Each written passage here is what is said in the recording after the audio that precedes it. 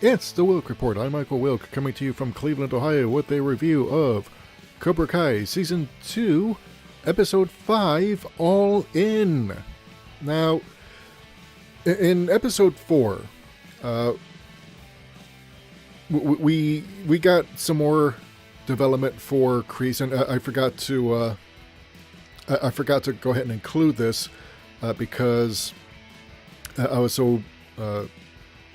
was so focused on everything else, but it turns out that Kreese had been lying about his exploits over the past 30 years since the end of Karate Kid 3, where Johnny, having gotten suspicious about some of the lies that Miguel caught Kreese telling about his exploits, because, he can't keep things straight, as liars are unable to do.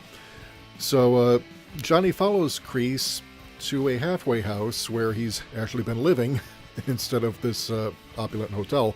So it turns out after the events of the third film in the Karate Kid movie trilogy, his life kind of fell apart after that. He bounced from job to job. He ultimately ended up spending the previous 10 years being kicked out of various homeless shelters and halfway houses for veterans because of his anger management issues stemming from his PTSD. He tried re-enlisting, but he wasn't cleared by the military psychiatrist, who felt that he was too much of a liability because of his previous experiences, so affecting his anger management troubles. So, and this is basically how he rebonds with Johnny, ultimately, because Johnny is like, everyone deserves a second chance.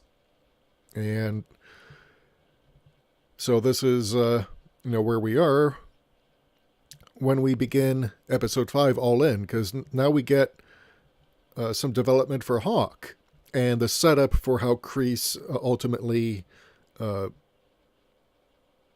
encourages Hawk to do things that he really shouldn't be doing, and eventually he'll try and do the same thing to Miguel, because he's, he thinks that it's wrong for Robbie to be training under Daniel LaRusso instead of his own father. So he's trying to convince Johnny of this, and Johnny is kind of like, look, it's complicated, and he's not going to want to train with me because he's written me off.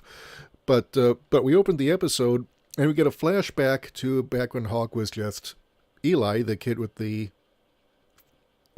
repaired hair lip, who is constantly picked on because of it. So it turns out his mom was actually the one in season 1 who told a teacher to talk about bullying, and Eli is trying to convince her, please don't do that, because he doesn't want to be seen as a freak. He wants to be popular. He doesn't want his only friend to be Demetri.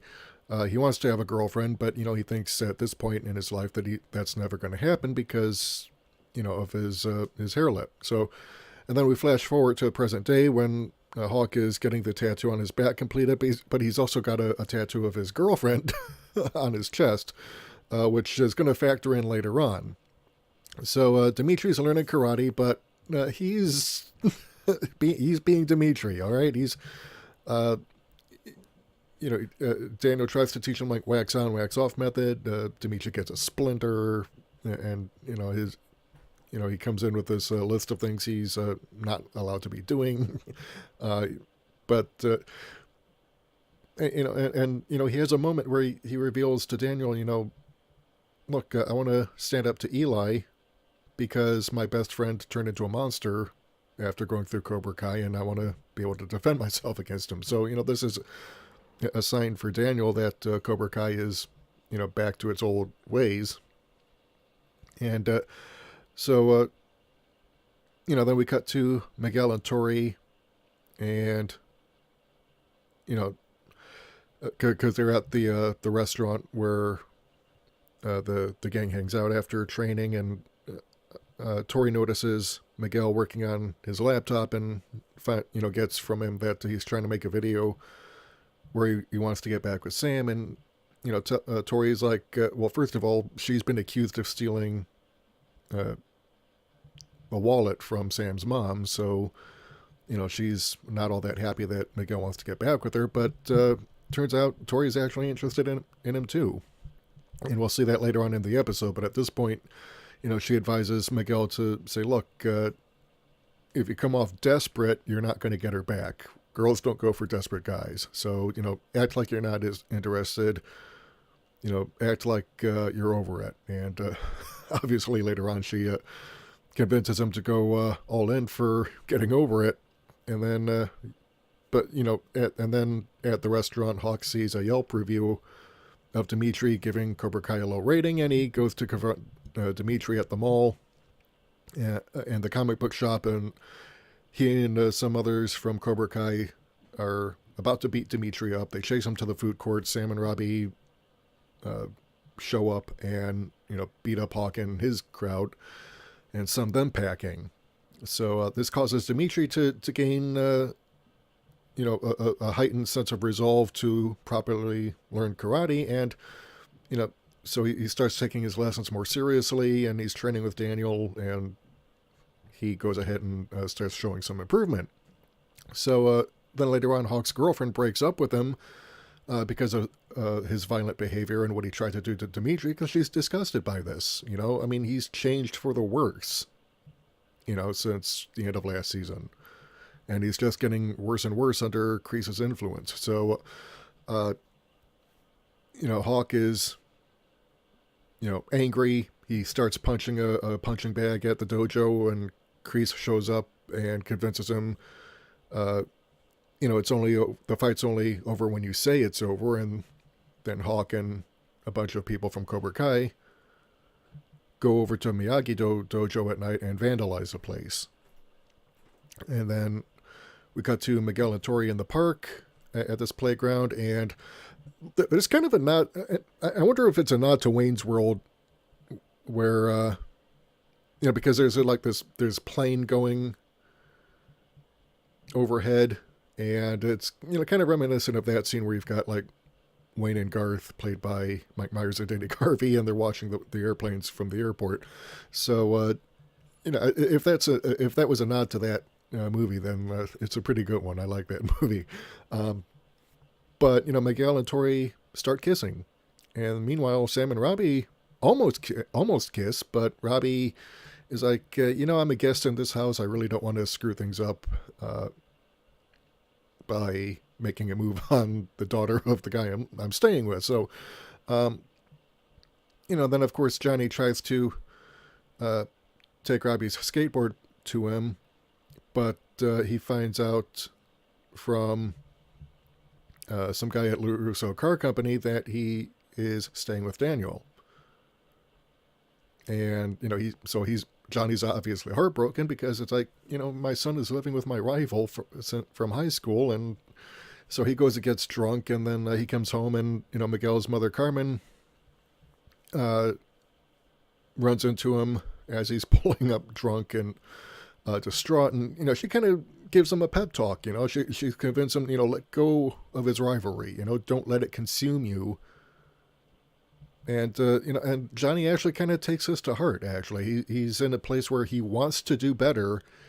He wants to do right by his son, but he's frustrated that he can't get through to him. And also that, the guy he's been angry at for the past 35 years is being a better father to him than he can.